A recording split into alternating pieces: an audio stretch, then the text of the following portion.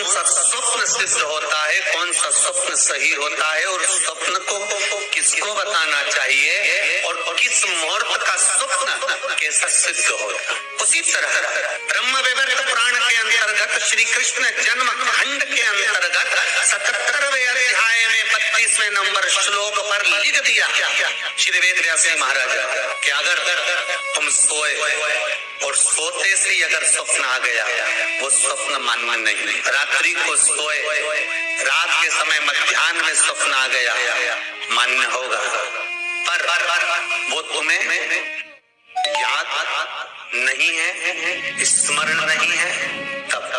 और फिर कहा ब्रह्म मुहूर्त में अगर आपने कोई स्वप्न देख लिया और स्वप्न श्रेष्ठ है, किसी से नहीं कहा, तो वो स्वप्न 2.5 महीना 3 महीने में सिद्ध हो जाता है, सम्मुख में प्रकट हो जाता है। स्वप्न की हाँ, स्वप्न में अगर सांप दिख रहा है, स्वप्न में सर्प नजर आ रहा है, पान का पत्ता, तांबुल पान का पत्ता, उस पान के पत्ते पर एक लाल चंदन से सर्प बना और सर्प बनाकर उसका शिव मंदिर में स्पर्श कराकर बहते पानी में छोड़कर आ जाइए, सर्प दिखना बंद। स्वप्न में कभी नहीं दिख सकता सर्प का। आज भी नियम है, शिव जी की बारात निकली थी, सामने से आरती आई थी, तब शंकर की बारात निकली थी। हिंदू धर्म की रीति है, आज भी आप कोई अच्छा काम करने जा रहे हो, सामने से अगर मुर्दा आता दिख जाए, अर्थी आती दिख जाए, समझ लेना तुम्हारा काम सफल हो जाएगा, तुम्हारा कार्य सफल हो जाएगा। समझ लेना आज भी नियम है, सामने से मुर्दा आते दिख जाए तो कार्य सफल है। दिन में देखा हुआ स्वप्न कभी सिद्ध नहीं होगा। स्वप्न में किसी मरे हुए व्यक्ति को देख लो, समझ लो कि आज कोई अच्छा काम होने वाला है। किसी अपने व्यक्ति को मरा हुआ देख लिया, समझ लेना उम्र बढ़ गई। तो इसका मतलब ये नहीं है कि तुम शमशान के पास घर बना लो। हाँ, तुम्हारा क्या भरोसा, तुम सोचो सीवर वाला महाराज बोला है कि मुर्दे को देखो तो काम सफल होता है, तुमने कहा अपन मकान ही शमशान के पास बनाएंगे, अपन तो प्लाट ही नहीं कर लेंगे, तो वहां से रोज आता जाता मुर्दा ही मुर्दा दिखेगा।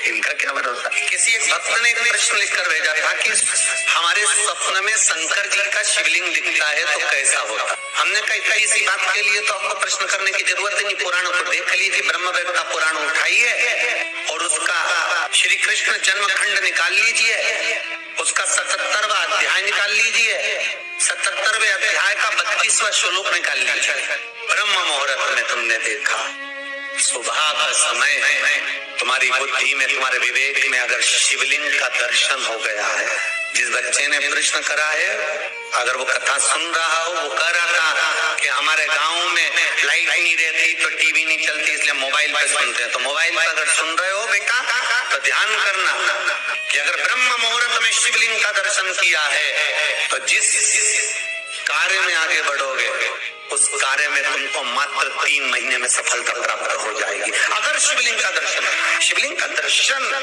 मात्र चाहे स्वप्न में हो चाहे हकीकत में हो, जीवन की सफलता देता है, वो सफलता प्रदान करता है। शिवलिंग का दर्शन अगर स्वप्न में भी कर रहे हो, शिवलिंग का दर्शन आप अगर हकीकत में भी कर रहे हो, वो आपको फल देगा।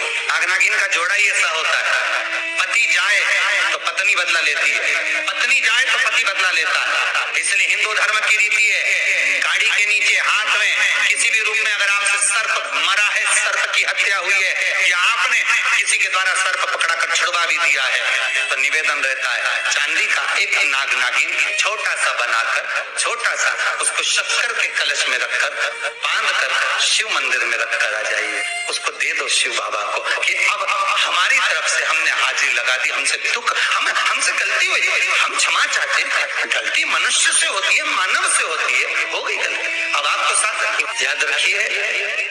जिनको स्वप्न में सांप दिखते हो, सर्प नजर आते हो, या घर के बाहर या घर के अंदर बार बार सांप आते हो, तो भगवान शंकर की 5 लड़कियों का नाम लेकर पान के पत्ते पर चंदन से 5 सांप बनाकर शंकर भगवान को झुलाकर, जिसको स्वप्न दिखते हैं उसके ऊपर से 21 बार उतार कर बहते हुए पानी में डाल दीजिए, स्वप्न में कभी सांप नहीं नजर आएंगे। जिनको रात में नींद नहीं आती हो, टेबलेट खाकर सोना पड़ता हो, रात भर नींद नहीं आ रही हो, कुछ मत करो, सोने के पहले भगवान शंकर की 5 लड़कियों का नाम 11-11 बार ले लो, पलंग पर जैसी पड़ो वैसी 11-11 बार नाम ले लो, आपको टेबलेट खाने की जरूरत नहीं पड़ेगी। ऐसी नींद आएगी कि सुबह 6 बजे भी उठना बड़ी मुश्किल से उठोगे तब उठना पड़ेगा, ऐसी चक्र नींद आएगी। घर में सर्प आ रहा है, आस्तिक मुनि का स्मरण करिए। 5 लौंग, एक नाग नागिन का जोड़ा, छोटा सा, किसी भी स्थान पर ईशान कोण के अंतर्गत उसको थोड़ा सा खड्डा खोदकर 5 लौंग के साथ नाग नागिन के जोड़े को दबा दीजिए, मिट्टी पात डाल दीजिए।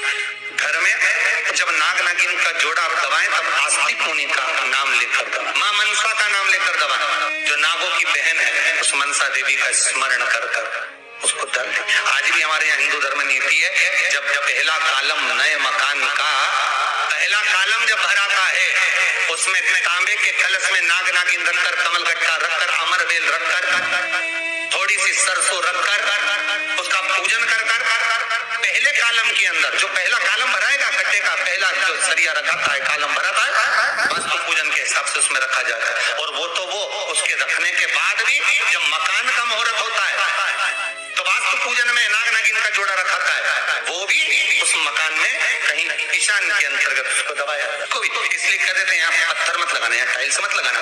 पंडित जी से पूछोगे तो ब्राह्मण बता देगा इस जगह पर टाइल्स ना लगाइए, इस जगह पर पत्थर ना लगाइए, यहाँ पर वो गोला रखा जाएगा, यहाँ पर वो नाग नागिन का जोड़ा रखाएगा। वास्तु पूजन के बाद 4 लोहे की कील नागफणी की वास्तु पूजन में चारों मकान में चारों तरफ लगाई जाती है।